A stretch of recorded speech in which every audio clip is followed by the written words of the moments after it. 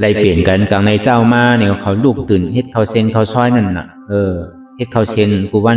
มีออกคำหนอเขาเอาปนพรน่ะบอกอ่องคำมีออกคำหนอเขาก็พอเขาเซนเสียงมาไหลเนี่ยก็บ่โทรมาเขาเซนตึกมีห้ามนี่ก็เขาก็เขายามมาอยู่ในว่าเข้าตั้ง3 เดือนเนี่ยไม่ออกก็ยามมาอยู่เขาอยู่เขาเศร้าซื่อก็ตะกาเขาหัวเขาเซนกูวันนั่นน่ะเนาะมันง่ายเนาะมันเฮ็ดง่ายเนาะพอก็หมาม่าอยู่กว่าเช่นนั้นลองกินได้ก็มันใจเป็นลองไอ้ใหญ่ๆนะก็แต่ก็บนนั้นเนี่ยมันโมอิ่มเขาเซียนเนี่ยเขาซอยในพวกกินวัน2 วันโมอิ่มเพื่อเขาเซียนเนี่ยกินกูวันก็มือกินเนี่ยอับมือหนังตีอิ่มพอมือฟุงมือฮื้อมาเนี่ยครับกินก็ซ้ำอิ่มดังเก่าเขาเซียนแต่อยู่ไรเนี่ยมันง่ายเพราะนั้นแต่เขาก็ไรดูไว้กูเดินเขาเซียนอันไหนเขาว่าลองตั้งติวัดว่าเขานั่นมันก็อยู่กับซ้อมที่ไหนทุกทุกสตางค์เงินเนี่ยมันตกหงหายกว่าตั้งไหนอันแรกนั่นอันเปิ้นดูก็เป็นอันดูอันเปิ้นต้านอันใดเนี่ยก็มันตกหงหายกว่าตั้งไหนเนี่ยเหมือนตะกาเขามาเขาจ้างตื้อกรรมตะด้านเนี่ยเขาอะไรดูเขาซอกเขาซ้อมเนี่ยอันมันเหลือมาในกองมันก็สั่งขึ้นเขาในวัดในจองขึ้นมันหมดกันหนังเก่าก็เป็นนั้นในแหละอันเขาอะไรดู1 บาท100 1,000 10,000เย้าแต่เปิดห้องนกจอกเป้แหลมคาจ้างมาเป้จ้างงาเป้ตุ่มไม้เนี่ยใครเป็นไรคือก็ดูกว่าบักคันบังคับกันมีแห้งก็คือก็ดูกว่าตามเกิดเหมือนตะกาวเขามาหันนั่นน่ะตั้งแต่เข้ามาตั้งแต่ปอกทน1ทน2เนี่ยก็ย่ำมีโกนคือรถนั่นไม้อ่อนกันเฮ็ดตั้งแต่เจ้านวลเขาบอกตานเขาบอกมอนเขามีเฮา5 6 7ก็กันมามาจ้างนั่นปางตลาปอกทน1นั่น7ก่ออยู่มี10ไปอยู่ไม่20ไปอยู่30ขึ้นกูปีแล้วในปองว่าเส้นตั้งเปลี่ยนเท่าอ่อนกันกว่านี่มันผิดพอมันผิดเนี่ยมันสิยอมดีๆกันเนาะอันนี้มันโตตอนดีๆในปองว่าเส้นตั้งมันใจอันเท่ามาหันในก่อนปีใดปีหนึ่งมันก็เรียกลายมากกูปีก็มังเมี่ยวมังเผาเนี่ยก็เป็นเงินเจ้าเนี่ยก็เฮ็ดก็ห้ำเป็นไรป้อมอ่อนก็ห้ำเป็นไรก็ลองอยู่ลองเศร้าเขาก็มันเต็มโทนนั่นน่ะเขาเลยทบยาเมื่อป้นมานั่นตีอยู่ที่เศร้าป้อมมีเขาไปเลยกังเต้นนอนในเต้นก็มีมาลุงแต่กาก้นใจเขาก็อย่าดีใจเรียกกันเนาะมาเมื่อไหร่ก็เลยนอนค้างวิหารดีๆกันเนาะปีที่มาได้ก่อมสั่งพอสั่งถูกมาเนี่ยก็เพราะว่าเขาเตะก่อมเอาหรือว่าหรือแห้งเขาหนังเก่าเนาะมีก็เฮ็ดแต่มีก็เอากู้โสนาวุ่นมันวะก็เพื่อเขาปึงอิงเดอเสศรัทธาปึงอิงเดอเสราดาสังขาปึงอิงเดอเสกู้โสนี่ก็มันดีปอกขึ้นเป็นมากกะสั่งถูกมาเนี่ยก็ป้อปังตาลาปอกติมาก้นใจก็ดีได้มีดีอยู่คือกลมอันนั้นได้กลมไปฮะจังรับรองเดินเนาะก็เมียเขานำมาทางก็ซ้ำติมป้อทางหนังเก่าอันนั้นเฮ็ดก็เฮ็ดมากก็จัน1จัน2ก็ดีเป็นตะไก่ยิ่งเขาก็จังว่าจัน3มากก็ดีเป็นตะกาก้นใจแล้วก็เบอร์ก้นใจเขาในเกาะเขาวันตีไหลตัวตีไหลก็มันขึ้นเหมือนตีว่าเท่าเนี่ยอันเหตุการณ์กะลาในก้นใจนำเหมือนหนังในหวานเนี่ยมันปองในก้นใจนำหรือผู้ยิ่งก่อนก้นใจมีเป็น20 ปลายผู้ยิ่งมี10 ปลายเนี่ยก็มีมันใครแต่ว่าเขามาในอนาตาเนี่ยหมาหน้ามันช่อเตี้ยๆเพราะมันช่อมันมากเลยก้นใจเนี่ยหมาหน้าใหญ่ก็วันนั้นเลยว่าสายงายมันไข่แคมไข่ลีมากก็วันนั้นลองตั้งพิษตั้งเปิงนั่นมันดิเลยปึงอิงเดือเสียกันชื่อเนี่ยป้อตะกามหู้ในกวนเจ้าหลวงมีนาตีปุนพรตาดีซ้อนป้อหุ่นเจ้าซ้ำเฮ็ดพิษในก็ตะกาห้ามดิเลยตักนั่นเขามีนาเถียงก็ดิเลยมีเถียงหน้านั่นเขาใจว่ามีเถียงหน้าห้ามมีนาเถียงได้หุ่นเจ้ามันเฮ็ดถูกก็ตะกาดิเลยตักก็เบอร์ใครมันดีก็รู้คือศาสนาพุทธคำพลาเป็นเจ้าเฮาดีกันมันใจเป็นของผู้กูก็หลายก้อนนึงมันเป็นปุญญาศาสนาเฮาฮะพอดีเฮืองเปิ้งใส่กว่านังเดตีพร้อมเสียงเป้งปากกันในเป็นอันหนึ่งอันเดียวกันอ่อนโหกันพอถึงเมืองคำมหานิพพานเนี่ยมันจังว่ามันเนี่ยว่ากู้โสอันวันนั้นมีอันมาเฮฮับตับแหละอันนี้ก็เป็นอันเปิงนึงมันแหลกลายมันเป็นที่อันหลักลายเตะอันเท่าไรมากเตะตั้ง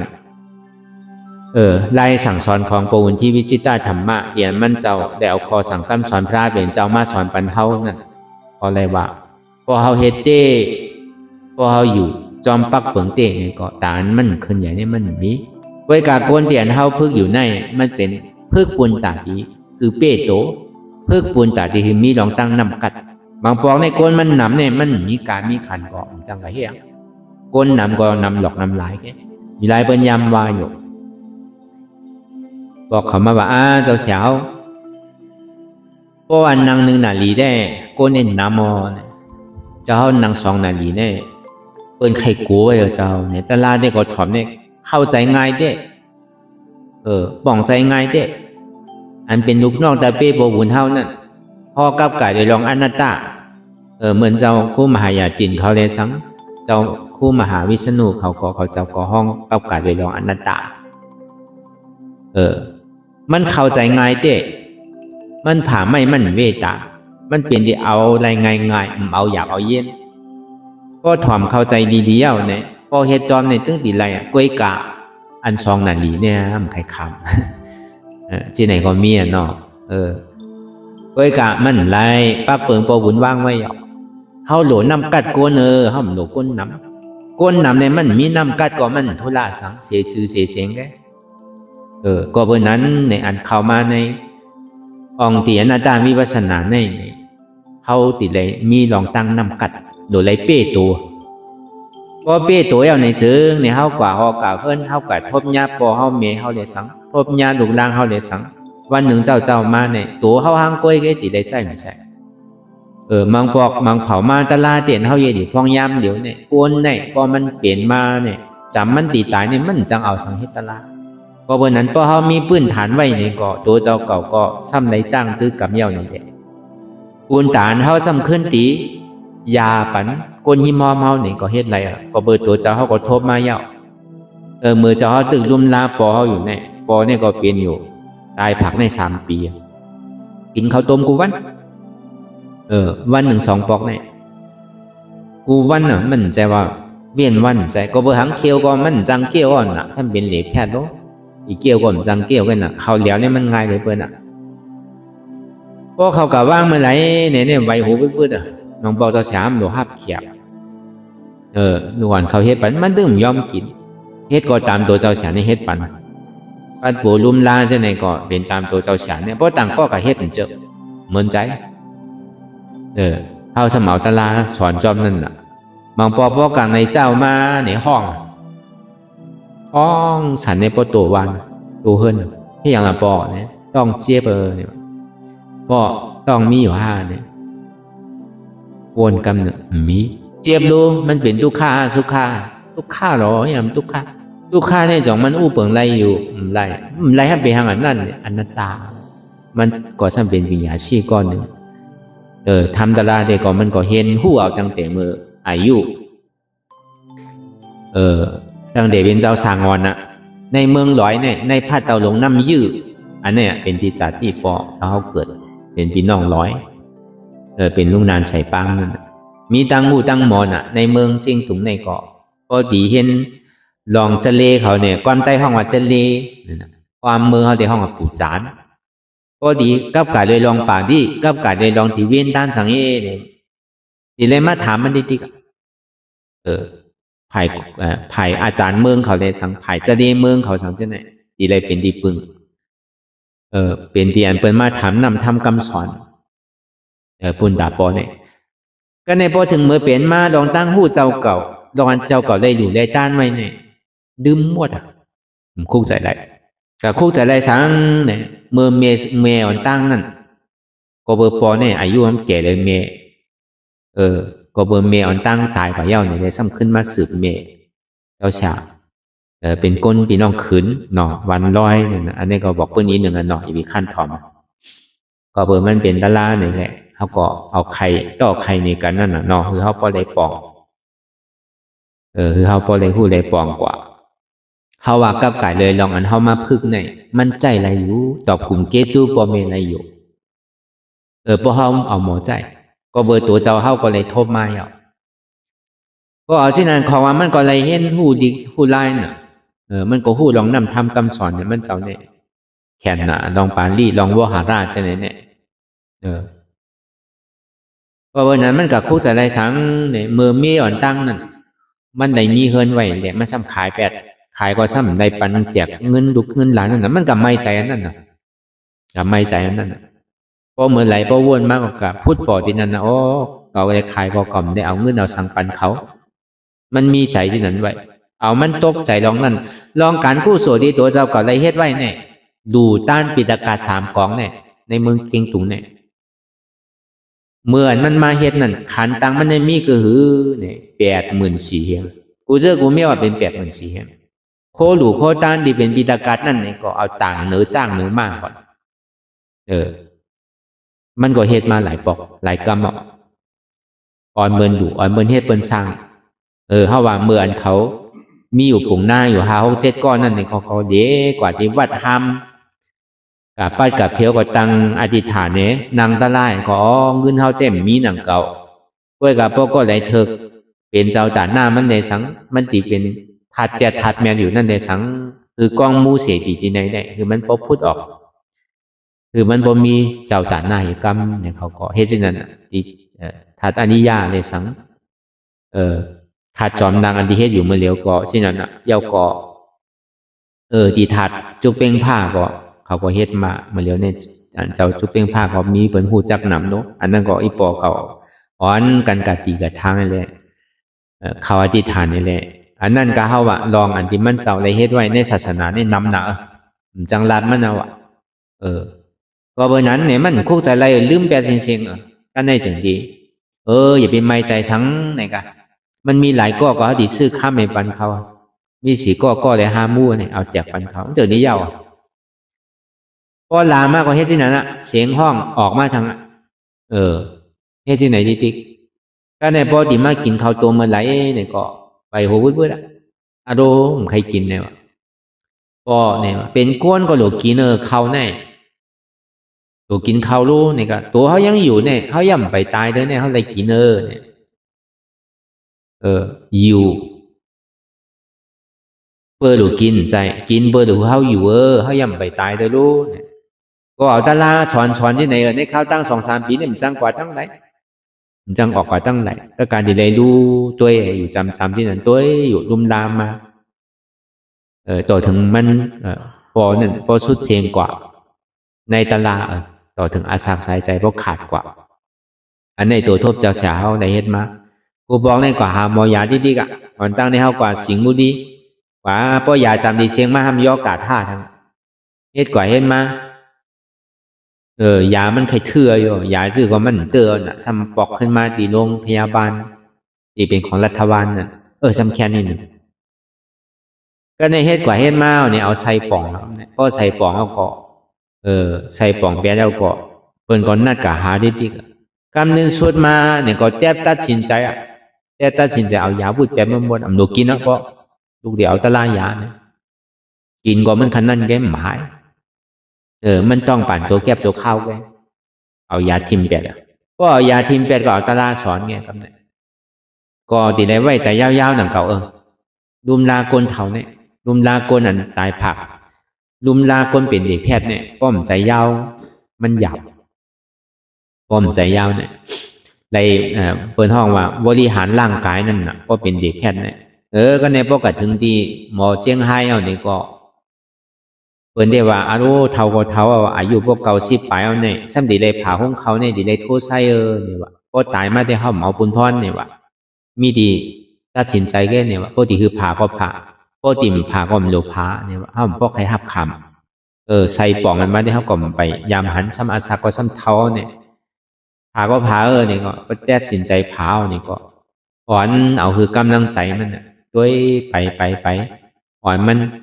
ว่าเหลือใจน่ะพอเหลือใจใกล้ไปพอใกล้ไปเนี่ยมันดิเจียวหายเขาติได้เจียวปอกขึ้นเขาหมอเขาได้ว่าชื่อก็มันต่ำกว่า1 เดือนติได้ลุ่มดาแต่ก็ในถึงเหตุที่นั้นก็ตึงเอาตาลาสอนกว่าก็เปิดปื้นฐานเจ้าเก่าก็เลยผู้มาเย่าในใดถึงได้ขึ้นเอา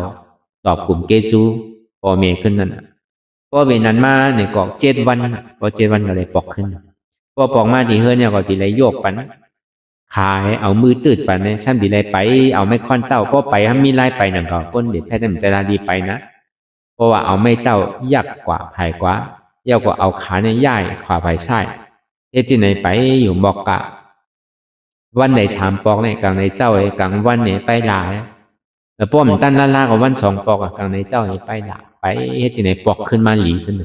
เจ้าปอกขึ้นมานางตะลาไหลขึ้น2 ชั่วโมง2 นาทีในข่าวต่าง1 ปีไว้กำจังหลัดแกไว้เสียนั่นมากก็ถึงเตรียมทนอายุเก่าชิพามากก็ปอเนี่ยก็เชียงกว่าอันนี้ดีตัวทบที่เจ้าเสียเขาเลยทบยามมาอันนี้เขามีปอมีเมมีก้นเท้าในเนี่ยก็เขาก็สำคัญเอาคู่ลายอันนั้นตาเตียนเขาเฮ็ดอยู่เมื่อเดียวเนี่ยก็เบอร์ปอก้นเปลี่ยนเนี่ยมันเจ็บกว่าเชียงมันมั่วเจ็บกว่าทั้งเสียงนั่งก็เจ็บลุกก็เจ็บนอนก็เจ็บดีกว่าก็เจ็บหมดเจ็บเนี่ยมันมาหมดมันบอกว่าแต่ลูกเจ็บเนี่ยมันเปลี่ยนมาตั้งไหนก็มหัวอยู่ซื่อก็มันนึงเจ็บของมันใจเขาหนับปอเลยสอนกูวันน่ะพอเสียงข้างมันออกได้หัวหล่นแน่กว่าเอียงบอกต้องเจ็บต้องมีว่ามีเจ็บโลเป็นทุกขาสุขาเป็นทุกขาจองอุปเปิงไล่ไล่ป้อมไล่เป็นสร้างละอันนัตตาหายคำเนี่ยหลีอาไม่เอานะหายกับคำใดคำนั้นเย็นกว่าเจไหนมาดีๆยาก็มันปันกินอ่ะแต่ตัดสินใจปันกินอ่ะกินมาเป็นปีก็มันเป็นยังปอจะเกิดขึ้นเป็นอย่างมากดีเมียวหนึ่งซ้ำกับยาเมียวหนึ่งให้ก่อยให้มาใส่ป่องย้อนมันแทนคือก็กินอ่ะปันกินเอาตะลายาต่อถึงปอมันเจ้าปอเสียงสุดกว่าในตลาคือมันตัวตลากว่าก็เอามันสู้เสียงกว่าก็วันเมื่ออันมันติดสุดเสียงนั่นเลยก็เจ้าจ๋ามาอธิษฐานทางเก่าก็เพื่อหังในปอเนี่ยมือกูปอเนี่ยมันยามปล่อยขิงเงินปล่อยขิงเงินปาก1 3มาใช่ไหมปาก1 3เป็นการนี้เป็นการกลจอมเบียงใหม่เมียวติดในเพื่อนเอาเติมมาปองไปมันแนะนำน่ะอังก็ปันมันก็มันปันก็เบอร์นั้นในแหละมันซ้ำในขำได้อธิษฐานทางเก่าอธิษฐานว่าสังว่าเก่าดีเลยเข้าในศาสนาดีเลยท่ามการศาสนาได้สังดีเลยเป็นพระว่าจัดเรื่องสุดได้สัง2มาปบุญเฮาเป็นยาหันตาเต้ได้สัง3มาในปวุตยาปเนี่ยมันมีมันเป็นกรรมอันที่มันมาเฮ็ดเลยมันนิจัก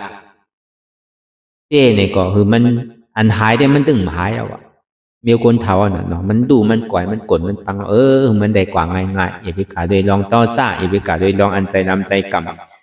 อย่าไปกาโดยลองอันใจขี้มองนี่ก็อธิษฐานนำดิบเหมือนนั่นเนี่ยถึงเจ้านวลเฮาถึงบอกตานเขาถึงบอกไทยเหมือนนั่นพอบุญเที่ยวซ้ำมาเปิดปังตลาดีเมียสาย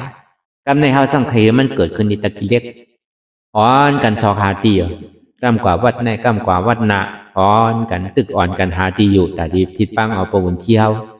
ก็เบอร์ในเมษายเฮาในเฮาเฮ็ดมาอยู่4 ปีก็เบอร์เฮาใครถึงเคินปีตะคิเล็กนี่แหละเฮาก็อ่อนกันมาหาตี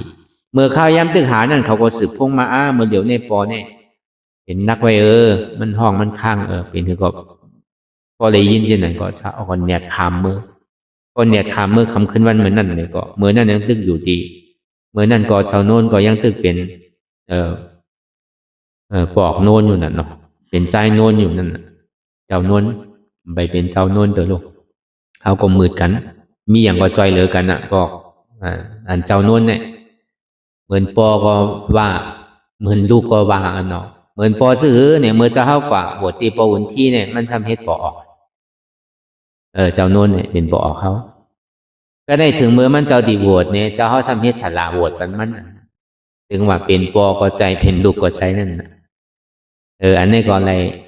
จอยแถมแห้งกันมามันเจ้าก็ล่ามปล่อยเมื่อปอสุดเสียงกว่าเย้าก็มันเจ้าก็มาเป็นหว่าเป็นแห้งเต้ๆนั่นนะจอยกันมาเป็นเหมือนปอกต้านเขาเหมือนปอก2 วันเขาจะเนี่ยเขาก็เฮ็ดก่อกันมาหึงหนาวมีอย่างก็เฮ็ดจ้องกันมาหึง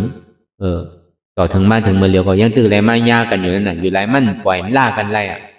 มันอยู่ที่ไรกลห้อนกลไม้มากเนาะมันขำไรก็เบอร์วนถึงอันเท่าไรเฮ็ดการดีการถอดมาซ่อมกันได้ทบยาปวุนที่นี่ก็เลยว่ามันจุงจันมาหากันหนังเขามันจะดีปอกเกิดขึ้นเป็นมาที่ไหนอันนี้เฮาว่าลองต้านดีตัวทบเจ้าเฮานั่นมันโดมมีดีเต้มัน ที่เจ้าครูเฮาแนะนำมาว่าเพราะว่าถึงคำขึ้นวันสุดท้ายเด้เนี่ยก็เฮาก็โดดถามกลางใจโยกี่เขาไปเนื้อมีหือมาอันนี้กลางใจที่เจ้าเฮาไล่ทบไล่ย่ามาเยาวก่อนได้ทบได้เอาตะลาสอนกันปอมาตั้งสัจจะอธิษฐานนำที่เปิ้นนั่นก็สั่งว่าปอเนี่ยมีวิบากกรรมหนานี่ก็คือมันเจียวสุดเจียวเสียงปอเนี่ยก็ทุกข้าหนาวในข้าวตั้ง2-3 ปีเนี่ยดีกินก็หยาบกินแล้วดีถ่ายก็หยาบได้จกออกเอาก่อนนะอีกถ่ายดีสังมบบอกว่ามันใจถ่ายได้ง่ายๆก็โกนมันเปลี่ยนมันหูเอาได้เลยลุมลาโกนเถามาใจก็หน่วยยาวใจปอดมันได้ลุมลาโกนเถาเนี่ยก็วันนั้นพอตั้งสัจจะที่ฐานเนี่ยน้ำรีบว่าพอกินกว่าก็คำขึ้นวันเหมือนนั่นเนี่ยนอนขนนึงขึ้นกระจวนมันเปลี่ยนย่อกาตั้งเปลี่ยนมาในเขาตั้ง3 ปีเนี่ยต้อนขนอีปอกกล้ามกดลูกกล้ามกดลูกกล้ามกดลูกเยียวเดี๋ยวก็เยียวไว้เนี่ยไหลตัวอยู่เสียไหลลุ่มลาอยู่มันทุกข้าขานใจนั่นอันว่าเสียงโขนเนี่ยมันตึงในยินหีปอกคนมันนอนเปี่ยวเนี่ยมันจะที่โขนนอนมันหัวเนี่ยมันใจมันตึงเหมือนอย่างเจี๊ยบอูเสียนั่นน่ะเอาเลยทบแรงยานก็เปิดสังในเปลี่ยนที่ไหนก็เปิดบัวไตยาตัวเจ้าเก่าได้ปล่อยขี้เงินเคียน่ะกินขี้เงินนั่นน่ะเนาะซ้ำได้ขามต้องเจี๊ยบนั่นต่อถึงพวกเขาบอกป่องดีโกน่ะเฮาว่าเปิ้นเฉพาะเอาเสด้านในกองเมื่อเปิ้นมีเฮาเมื่อถามเปิ้นเฮาพูดน่ะเนาะเปิ้นมีลองตั้งใหม่ซื่อตอนหนังเมื่อกูปอกเนี่ยเหมือนปอก3 ยีปอก3 ต้านเขาเนี่ยก็เขาก็ยังย้ำมาเอาดีปอกเมื่อกี้นั้นก็ภาษาในอันตาไหวเสียเมียก็อันตั้งสุดเสียงกว่ายาวเนี่ยก็มันแตกกันหมดเอามันมีก็แต่ดีดุมลาตัวถึงนั่นแหละเฮ็ดแห่งเขาก็ยังตึงเป็นลูกอ่อนอยู่น่ะเขาไปมีไปหูไปหมอนวายมาคนก็เท่ามาเพราะมีไผต่างตัวมีไผดูแลดูลาก่อยหายก่อยไหวก่อนลอยอันนี้เขาว่าลองปืนตีตัวทบเจ้าเก่าเขาตัวเจ้าเขาได้ทบยามมาก็เบอร์มันเป็นลองเต้ได้เอามาเราเนี่ยกันการตอบกลุ่มเกจูบ่เมได้อันตอบกลุ่มเกจูบ่เมอันเมียหรือเปิ้นเนี่ยอันเขาเอาตาลาในสำคัญตอบกลุ่มเกจูบ่เมเนี่ยเมียหรือเปิ้นแล้วเขาได้อยู่มาใช่ไหมตอบกลุ่มเกจูกูเจอกูลองก็เมียหรือเสียนเขาเอาตาลา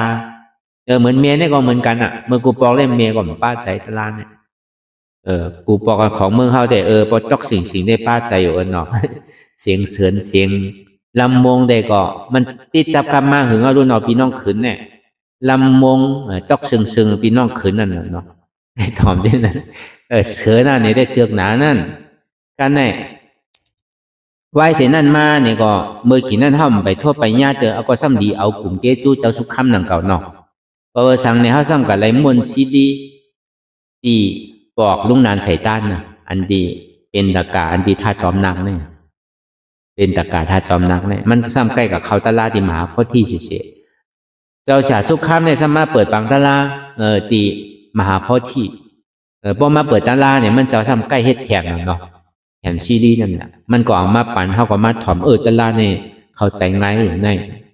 เอามาก็เขาก็เอามาใส่ก็เมียเนี่ยพอมันก็อยู่ส่องไฟเนี่ยก็เขาก็เอาตะลาเจ้าสุขครับเนี่ยเปิดติ๊กก็ก้ามบ่อยากมาอยู่เฮ็ดก่อยเฮ็ดมาเนี่ยป้าใจมาน่ะคำไหนนางตะลามาเนี่ยมือกูบอกป้าใจนั่นถ่อมเชื้อหน้าเนี่ยนั่นก็ลำวง5นี่แกป้าใจอยู่นั่นแหละก็การมาเหลียวแต่เหมือนเป็นเอาว่าเขาวางดองมันกับคนเขาก็เบอร์มันพูดนั่นอันนี้ได้เจ้าเขาหยุ่มว่าเขาตอบกลุ่มเกจูปอเมียก็เบอร์นั้นปอก็ได้ตอบกลุ่มเกจูเยาเมียเนี่ยก็เขาก็เลยเอาตะลานั่นเนี่ยตอบกลุ่มเกจูกว่าต่อถึงพอเลยถ่อมในแหลมาอ่อนกันนางตะลาพึกตีเฮิรนอยู่1 นาทีถ่อมตะลากว่าจ้อมในพึกกว่าจ้อมก็ในไหวเสนั่นมาในสังกัดเขาทำดีผาก็เพื่อเขาเอาชิ้นเนี่ยตั้งแต่เมื่ออายุ29เนี่ยก็เอาชิ้น8เขาอยู่ในธรรมจ้างตื้อกำตะลาตึงลุงใจเนี่ยตัวลุงใจเขาเนี่ยตัวลุงใจหย่องเขาเนี่ยตึงหย่องตึงดีน่ะเนาะอันนี้หักกันในลาดกันหน่อยอย่าไปใจลำลุงใจเขาเนาะอย่าไปใจลำเขาทำเฮ็ดก่อกันมาแล้วขึ้นทำมาจอมกันนั้นเขาในเมื่อดูได้มีหลายก่อขึ้นทำในเฮ็ดก่อให้มากคือเท่า2 ก่อกันนั้นก็เลยก็การหมดนั่นก็เบอร์นั้นก็ในซ้ำไรตาลาเจ้าเมาหลวงเจ้าเมาหลวงในเจ้าเมาหลวงในเป็นปอเจ้าสุขคำน่ะเนาะใดที่เจ้ามกรา ก็ในบ่ไหลก็ซ้ำใครแค้มรู้ไหนเป็นภายในสื่อกว่าสื่อมาเป็นปอเจ้าสุขคำมันเจ้าก็ซ้ำสอนอยู่1-2 ชั่วโมงนั่นเก่าแต่ละอาจเจ้าเมาลงนะสอน2 นาทีนั่นเก่าอันนั้นก็อยากเป็นลูกถ้าก็ถอมมาใครแค้มรู้ไหนเนี่ยซ้ำใครแค้มเลยแต่ละลูกอีก1รู้ไหนเนี่ยเขาก็ว่าสิเนี่ยเขาก็ถอมก็ในถอมกับถอมมาในซ้ำได้มายินแต่ละเจ้ามึงงอเจ้าเสียมึงงอมึงสูนั่นก็มาถอมซ้ำใครลึกเลยอันในทางเนี่ยมันซ้ำหาขึ้นที่ไหนพอเขาเป่าปลาใสเนี่ยเขาก็หาก็เอาตลาดเนี่ยมันบอกขนาดกี่รู้มันตึกเลยบอกขนาดรู้มันซ้ำดีสืบกว่าชื่อทางมันจันมันทำดีเปลี่ยนชื่อทางนี่ก็เขาถอมกว่าถอมมาเข้าใจก็ในวายเสมาถอมตลาดเจ้าผู้เที่ยวก็ในโลกโลกการหลงในอันตาดีเป็นสลาเขาเนี่ยมีภัยเลยเสียเจ้าผู้ที่เขาท่วมยาสลาเลี้ยวเขาดีเอาอายุอาศักใส่เจ้ากูเสื้อกูสัมเชียนตัวนี่เขาดีอาปันก่อนเป็นเสียเขาก็ในมีหือเป็นหือมากเกาะตึงที่คาดใจให้มันเป็นปังตลาดปอกทน1 ทน 2เมื่อดูเงาปึงมันได้ก็ปังทน1ได้ก็มันเป็นกว่าเย้าก็เปิดมันกินหลายเจอหลายลองที่อยู่เฮาก็มเข้มวัดว่าเฮาก็ไปเต็มทนแต่การที่มาซอยเฮ็ดก็เฮามีเนี่ยก็เฮาก็เป็นกว่าปีนึงก้อยไว้สินั่นมาเนี่ยตู้ลงใจเฮาสมาถามว่าซื่อเป็นหือล่ะปังตลาดปอกไหนมันเป็นเป็นได้เป็นมันมีเงินนั่นลุงใจเนี่ยเหมือนนั้นเป็นลุงใจถ้ามันโลซังล่ะมันก็โลตะกาพร้อมกันนั่นน่ะมันจะได้เป็นไร2-3ก็มันเป็นไรก้นพอมันนำมาแต่หัวเมียสายในก้นมันนำเบียงเขาที่กะอุบพี่น้องลอยเว้าไว้เนี่ยปอกมันซ้ำใกล้เอาเขาฟื้นนั่นกับขายปั่นพี่น้องลอยเว้าคนนั้นน่ะเขาก็ซ้ำยำพึ่งสร้างคำมาเขาก็ซ้ำถามมานั่นว่าเป็นนั้นเนี่ยจึงได้พร้อมกันเนี่ยมันจึงได้เกิดขึ้นมาที่ปิยพรนั่นกับไหนก็ในสุชีพเนี่ยจึงได้หู้จักกันในนั้นมาสุชีพนั่นต่อถึงบ่เป็นตะกาเฮามือเดียวนั่นคุณสุชีพนั่นอันมาป้อผงปันเฮานั่นเป็นตะกาเฮานั่นไต้ก็ว่าตะกาก็ว่ามาโทมยากันในปิยพรน่ะจึงได้เป็นปังตลาดที่ปิยพรมาพอมาโทมยาปังปิยพรเนี่ยนี่ก็โปบุญที่เฮาก็มาซ้ำเมียว่าอันเขาสายป่า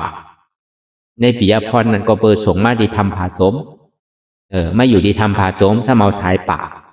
เพราะเป็นนั้นในปล่อยคือเจ้ากูเขาอยู่ห้ามปล่อยเขาก้มจังให้ถือน้ำตาพวกไข่ตกมันเจ้าก็อยู่ในห้องห้ามมีห้องน้ำในโต๊ะจังให้ถือวันหนึ่งมาในผลซ้ำโต๊ะแห้งน้ำซ้ำนองกับไหน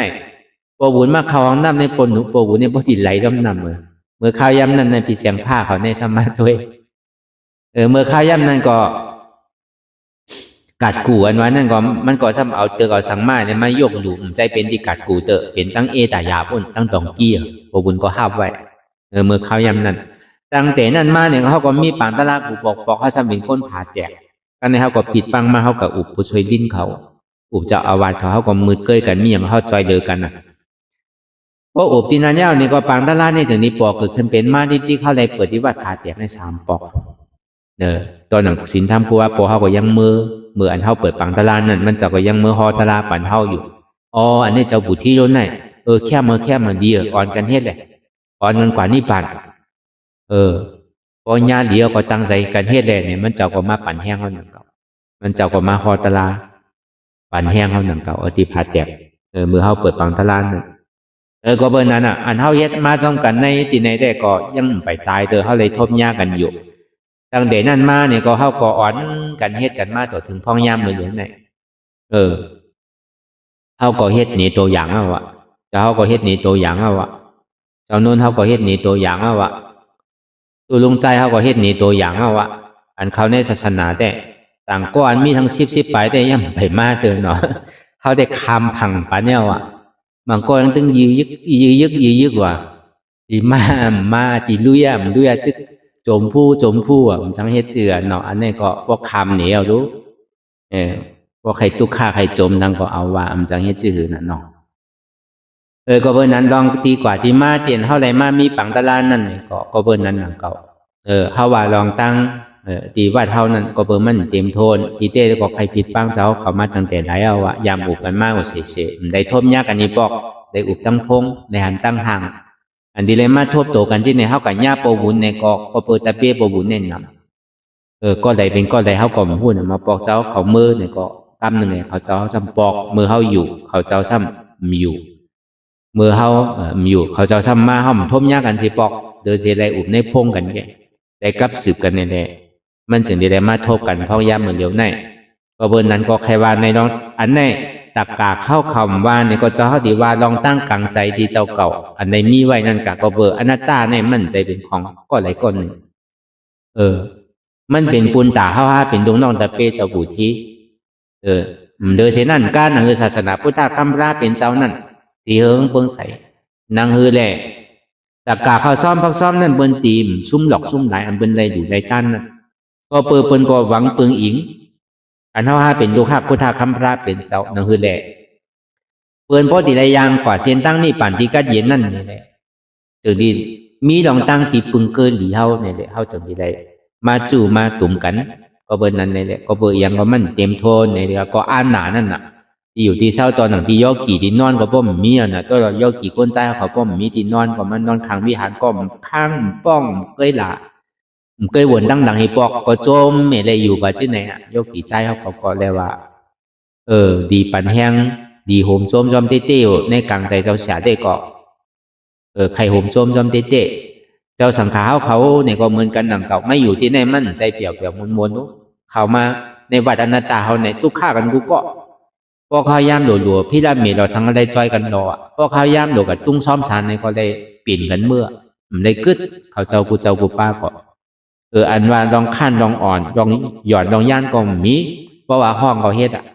พอถึงข้าวย่ำวัน1-2 ปอกตีเกศสุดมันเนี่ยพอต่อยหิงอะไรมันหนังตลาเป็นปกติของมันอ่ะพอในหว่าได้ตั้งแต่เล่นนั่งถึง3 เดือนพงโทรศัพท์นั่นในก็ปันตีได้ปันใจใน15 วัน1 ปอกเลยพอถึงวันสินเดินรับเดินม้วนมาถึงที่ปันใจพอปันใจเอาเนี่ยพอกลางในเจ้าใจเอาเนี่ยลาวันมาตีได้มาสมพอป้วนขึ้น1 กว่าเนี่ยพอปอกตีมาเนี่ย2 วงถึงที่ได้ใจพอเฮ็ดที่ไหนกว่าคัดกันอยู่3 ปอกเนี่ย2 เดือนก็ไปใจ1 ปอก3 เดือนก็ปันใจ1 ปอกเพราะว่าถึง3 ปอกเขาได้ตึงปันใจมีปักเปิงไว้ที่ไหนในวัดเขาก็เบอร์นั้นมันเปียวเป็นลูกพระราเนี่ยก็ดีอย่างตั้งจอมเสียนตั้งพระราเนี่ยทุกข้าก็เบอร์ใครป้วนทุกข้านั่นน่ะจึงนี้มาปล่อยพาว่างกูเจอกูสำเสียนเปิงก็เปิดอายุมันจังยาจังเก้าเขานั่นน่ะพงเหมือนวันนั้นอันนี้เขาก็มีปักเปิงไว้เขาแจมปันเจ้าเขากูเจ้ากูป้านั่นปักเปิงในวัดเขาปักเปิงสังขารเป็นชื่อเนี่ยเขาดีเลยอยู่จอมปักเปิงนั่นน่ะเขาก็ยังพ่อไม่ได้โจมเสื่อเลยมาอยู่ในเกาะจะว่าพอเติกมากกว่าจังเฮ็ดสังกัดเฮ็ดบุญเจ้าก็เย้าเนี่ยมั่นใจสินั่นน่ะที่ว่าเฮามาตัวก็ฮู้มาเห็นฮู้แต่ก็ฮู้เป็นชื่อมีชื่อมานี่ก็อันนี้ก็มันพอดีผมโจมพอดีใบดีสาพอดีหลู่ดีต้านหนาวเฮามาหลู่ที่บุญเจ้ามีศีลมีธรรมเนี่ยแหละเฮาว่าเฮาขยองเขาเต็มใจนั่นก็เบิ่งมันเป็นเตมีเตเดี๋ยวก็เฮาก็ว่ากะเปลี่ยนลองตั้งเป็นเตมีเตอันนี้เฮาว่ากลางใจดีเจ้าเฮาก็อ้อนกันเฮ็ดมาตอนโยกี่เขาก็ซ้ำโตตอนมากูวันตีนังได้ก่อให้ก่อให้มาทั้งอินมาติมป้อยเอาในตีนังเนี่ยเขาเจ้าเขาตึกอุบกันอยู่ตึงตัวบีโนนเขาเจ้าครูเอาเขาเนี่ยอาโดปอ2 ปากให้ดีให้เถื่อนได้เขาว่านางตั้งเหนือเนี่ยพองก็ไรอยู่นางตั้งค้างเนี่ยก็ไรก็พอข้าวใหม่ได้ก็กูมันใหม่ไหนโยเนี่ยเขายังหลอมใหม่ใจก้อยกะอันนั่นเป็นลองตั้งนางเนาะแต่ว่ามันตึงดีตัวตอนมันถึงที่มีลองตั้งคัดใจกันมากกูก็เข้ามาทัดสั่งตัวในเส้นหมายโกนเขาใน1 ปีขอบผมมาถึง17 ปอกคำในเนี่ยก็อันว่ายอมในมันเมียมันตัวตอนขึ้นบอกว่าก้นสนใจใครป้วนลองตั้งทุกข้าสนใจลองตั้งนี่ป่านเนี่ยก็นำมาขึ้นนั่นแหละนำมาเตี้ยได้ว่าชื่อในหนึ่งเก่าอันนี้กลางใจดีเจ้าเสียเขามีเนาะป้อมว่ากลางใจตัวเจ้าเก่าเนี่ยแต่กะเขาซ้ำดิมฮัดลาดหนังเก่าเจ้าเขาก็ซ้ำดิมลาดหนังเก่าเฮาดีไอกลางใจเฮาไม่ลาดเนี่ยอันนี้เจ้าเสียก็ลาดในพอดีลาดเนี่ยมันสู้ดะตึงขึ้นก่อนสู้ดะมันนำหนักอันเฮาไหลเฮ็ดมากับมือกับตัวกับมือเฮาไหลวันกันมากก็เพื่อเฮาใครคือโก้เนี่ยกัดแขนเจ้าเขาเนี่ยก็พึ่งกันกูเจ้ากูป้าอันหมอดิกหมอไล่เนี่ยก็ไล่สั่งไล่สอนห้อมหงทิ้งซิมไว้เฮาสอนชื่อหือไล่นางตะลาเนี่ยสั่งไล่ไว้วางใจเลยสั่งตั้งแต่เฮานังรับตากว่าเฮาสิได้ไว้วางใจชื่อหือยาก็พอถึงเมื่อตียาวมาเนี่ยเขาซ้ำดีเลยปวดปล่อยตลาดชื่อหือนี่ก็จะเขาก็แต้มเฮ็ดเป็นออกในคอมพิวเตอร์ก็เอาปันเขากูเจ้านั่นพอย่าเมื่อเจ้าชามอยู่เนี่ยก็เจ้าเขาดีเลยปิ่นกันเพราะดีเลยมอกันกูก็อันมอดิคืนก็เอาดิคืนปันมอดิใต้ก็เอาดิใต้ปันมอดิมันก็เอาดิมันปันอันนี้มันเสริมซิมแต่ก็เบอร์พระเป็นเจ้าก็ตึงมีลองตั้งเส้นนั้นเยา มีหลองตั้งซื้อเนี่ยตั้งหูตั้งหันตั้งหมอเตียนสู่ไหลทบไหลญาหมักตะลาปวดตะลายอนนั่นนังฮือแลตะกาเขาซ้อมพักซ้อมนั่นเปิ้นตีมซุ่มดอกซุ่มหลายนั่นกว่าจ้อมกาอย่าไปกว่าจ้อมกัน2 เจ้า 2 ป้ากาก็ไหล1 ตี1 ป้าเนี่ยเก่าก็ซ้ำดีกว่านั่นเก่าล่าเป็นเจ้าเนี่ยทิ้งซิมนุนังฮือศาสนามันเจ้าที่เฮิงเนี่ยใจว่าตะลาเนี่ยมีเก่าก็สอนได้ต่างก็สอนได้มั่นใจที่นั่นเจ้าเฮาก็บ่เป็นเช่นนั้นเหมือนเฮาพึ่งตีเอากระส่งไว้ดีกัดกูเนี่ยก็เฮาก็พึกปันเขาไว้คือเจ้าเขาเลยเห็นได้ฮู้ไว้บ่คำอยู่ว่าเจ้าโดออนได้เหมือนหนังที่หน้าเยื้องเนี่ยเจ้าหน้าเยื้องเฮาเนี่ยก็เหมือนนั้นหนังเก่าได้อ่อนขึ้นได้เหมือนหนังที่บ้านตาหนังเขียวเนี่ยก็เหมือนนั้นเจ้าห้อมอยู่เนี่ยก็ที่ได้มีก้นอ่อนขึ้นได้มันเป็นเช่นในเฮาหลบเปิดคือกว้างๆนั่นคือในศาสนาเฮาเนี่ยมันดีเฮิงเปิ้งใสกว่าที่ได้ว่างปักปึงยินดีที่ได้อยู่ซ้อมตามที่การเตียนมันมีไว้อันไหนมันจึงที่เฮ็ดโดยศาสนาคือเฮิงเปิ้งใสไหลที่ได้เป็นอันเดียวกันเสียงอันไรมันถูกตีเกจื้อเนี่ยก็อันนี้ก็สำคัญที่ได้ปึงอิงเนื้อเสเจ้าคู่เอาเขาสำคัญเมเกขึ้นจื้ออันเท่าไว้พระรามมังเจื้อมังเมียวก็คาเป้ก็ลองดิกลองป่าลี่ก็เขาก็ซ้ำเต็มทนมังเผาเขามาปิ่นปันเพราะมันจังพิษจังเปิงกว่านี่ก็แค่เราว่างความกันคาเป้สังว่ามันติไรเกไข่จื้อเนี่ยก็จะเขาก็ซ้ำขึ้นทัดสังด้วยแหละเขาคือมันเป็นเปิงเดียวกันเสียงดอกไล่ดิกไต้นี่ก็คือมันเป็นเปิงเดียวกันเสียงในดิกไทยในไวพระราในดูคันธาเปิงเย่าก็กันตัวอริยานั่นในสังเนี่ยอันเท่าไรส่งเมตตาภาวนาจะในนี่ก็คือมันก็เป็นเปิงเดียวกันเสียงมันจึงดีกว่าจ้อมกันจึงดีกว่าเฮอลำเดียวกันแหละกำตีหนึ่งเป็นเมี่ยวตีหนึ่งเป็นเมี่ยวก็มันแค่มันหนักเนาะตีเต้ในกลางใส่คาเป้เต้ก็ให้มันเป็นเปิงเดียวกันเสียงอันนี้ก็เป็นหือก็เย่าหยาในวันเมื่อไหร่เนี่ยก็เจ้าเขาก็บอกนี่ลองตั้งกลางใจลองตั้งกลางใจวันนี้ดิเลยราที่ไหนเนาะอันทำมาเขาตลาดเนี่ยเป็นหือมีหือเนี่ยก็เขาว่ากูก็กำทางกรรมมาเนี่ยก็เขาดิเลยสร้างลังในตัวในใจเขากว่าก็โอ้ดูแต่หางแฮนตลาไปอยู่อันนี้มันตลากึ่งกลางเนาะตลามันออกมาจังเฮ็ดชื่อหางแฮนไม่แต่ที่เขาตลาพอห้อกลางนี่ก็ข่าวยามมันติ่มปอมมีเยานี่แหละก็เปิดพอเมื่อผูกมาเนี่ยก็ไหลก้อนนั่นก็ซ้ำดินเนี่ยปอกกว่าห้างแพงมันโดปัดโดเพียวใจมันหนีมันปอมีใจป้งใจปิวมันก็ซ้ำปอโดซื้อ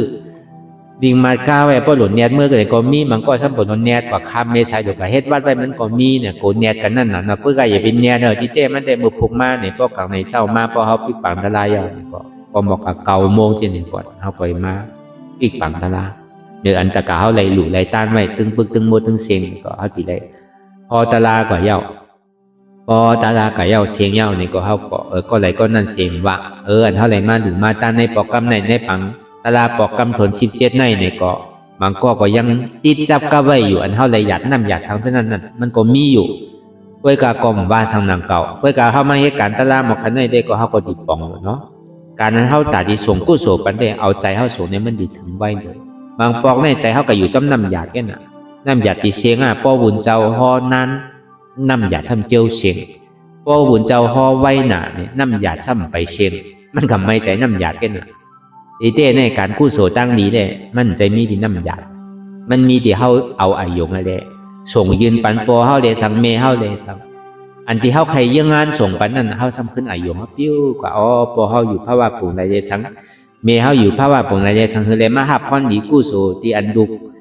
เตียนเมเตียนปีไรมาเฮตลาไรมาดูต้านเขานำอาหาราต้านกินไรมาดูต้านพงสีจันไรมาดูต้านกูเจอกูสำเชนเปิงที่ว่าหน้าตาในอยู่ที่ไรภาวะปงไรเนี่ยก็คือมาสาธุเอาเฉยกรรมอันนี้ถึงไว้ด้วยกันนั่นคือแรงมันติ่มพิษปักพิษเปิงก็เพื่อเขาเข้ามาในในจุ่มใหญ่ในจุ่มสังขารเอาเนี่ยก็มังเมียวเนี่ยก็โอ้เขามันยังมีลองตั้งติดจับกับไว้เนี่ยก็เขาก็ตีว่าลองตั้งอนุโมทนาไอ้ก็ตะกาเขาก็วนสุดต้องเอาห้างไปห้างมันเนาะพอถึงเขาเฮ็ดเหมือนกันกูปีเตียนเขายามเฮ็ดมานั่นน่ะโบก็อย่าไปคือจ้ำน้ำก็อย่าไปคือคุณวะมังเมียวก็เขาตีขาดก็ไม่ได้นั่งเก่าเขาก็หลงเลยหมอซ้อมพองป้อมใจเปิ้นดีว่าเขาเป็นก้นหย่องตาลาเขาเนี่ยเป็นสังกอมหู้โอ้ก็มีว่าเฮ็ดนะ พอเจ็บโหโหมีว่าเป็นตะลาโหปูต้นนั่นเนี่ยก็ยามยินมานั่นเก่านะพอกับนางตะลาเนี่ยขาเจ็บขามีเพราะขามีเป็นขาปูดแก่มือก็ซ้ำมีว่ะเพราะนั่นเป็นมือปูดแก่นั่นเป็นตะลาโหปูทางขานั่นเนี่ยพอหุ่นใกล้ว่านะพอหุ่นใกล้ห้องเขามาว่าเก่าในเนี่ยตะลาสังกมหูสินกมปันมันนางตะลาเนี่ยก็สมาอนัตตาว่ะพอโหเจ็บโหสมามีว่ะขาเจ็บขาซ้ำมีเพราะเป็นนั้นเนี่ยเป็นตะลาโหปูทางขาแค่นั้นอย่ามาชิบหุ่นเลยอันนี้ก็ติใครว่าที่นั่นนังเก่าเพราะตะกาเขาคำวู้ก็เป็นดีว่าที่นั่นนังเก่าเนาะมันเป็นที่นั่นก็เขาว่านั่นก็ได้มันตีพิษน้ำเนี่ยนั่นคือมันตีพิษเจนั่นน่ะเนาะโอ้บนในพิษยอดมันก็บนนั้นเลยคือมันพออยู่จอมปักจอมเปิ่นกว่าก็เปิดอีหยังก็เย้าอย่าเขาดีอยู่ห้างกวยห้างขอมันตามมันดีกว้างขวางมันกว้างแหละมังเจอมังเมียวก็เขาก็ปอดกคัดเป็นก็คืออันที่เฮาเฮ็ดอยู่พอยามมาเดี๋ยวนี้ก็เฮาก็เฮ็ดเปิงเฮาพอเฮาปอก็เฮาก็เฮือนยาวนี่ก็เฮาใครเฮ็ดดีเฮ็ดเฮ็ดซื่อก็มีไผมารัดมาว่าเฮาไว้กับพอเฮาก็จอมวัดจอมว่าเฮาก็คัดเปิ้นว่าซ้ำใดนั่นเก่าเฮาก็ทำลมเฮาอยู่หมอเช้านั่นเก่าเฮาก็เฮ็ดเมียนเมียวเปิ้นนี่ก็เปิ้นสันติว่าเฮาย่องนั่นเก่าสิติอนัตตานั่นเนาะเฮาก็ลมเฮาอยู่หมอเช้ากว่านั่นไหนเฮาอย่ามีก็คัดเปิ้นอย่ามีก็ว่าอย่ามีก็เซ่เปิ้นเฮาฮู้อยู่ห้างกล้วยยาวนี่ก็ยาวอ่ะเฮากันลาดก็ซั่นเป็นอกุศลนั่นเก่ามันเหมือนนั่นเก่าอันไทยปากตอนนี้แต่ก็ก็เบิ่นนั้นนี่แหละในคำคืนวันเหมือนในก็เฮาหากูก็ในถ่อมตะลาในกลางไสเนาะเดี๋ยวมันปอกเกิดขึ้นเป็นมานั่นนี่ก็นั่นคือกลางไสเฮาติมีชื่อนี่ก็กรรมมานี่ก็เฮาติได้ถามกลางใจไปกลางใจมั่นกว่าเพราะบนนั้นเนี่ยโจแก็บอ่อนกำหนึ่งในเนี่ยก็เขานั่งดับตายาววนยาวขายามหึงอย่าไปว่าไพ่ป่นน่ะอย่าไปว่าเทิงป่นน่ะเดียนเฮาหันเดียนเฮาวนเดียนเฮาวนเฮาหันนั่นหึงพอเพ่งเป็นกันวนต่อถึงเจ็บนั่นพอสุดวนต่อถึงตุกขานั่นพอสุดถ้าต่อถึงอัตตาพอตัวพุทธขาดกว่าอันใดที่มันพูดบอกเกิดขึ้นมานั่นคือหมอวางเป็นอนัตตาไร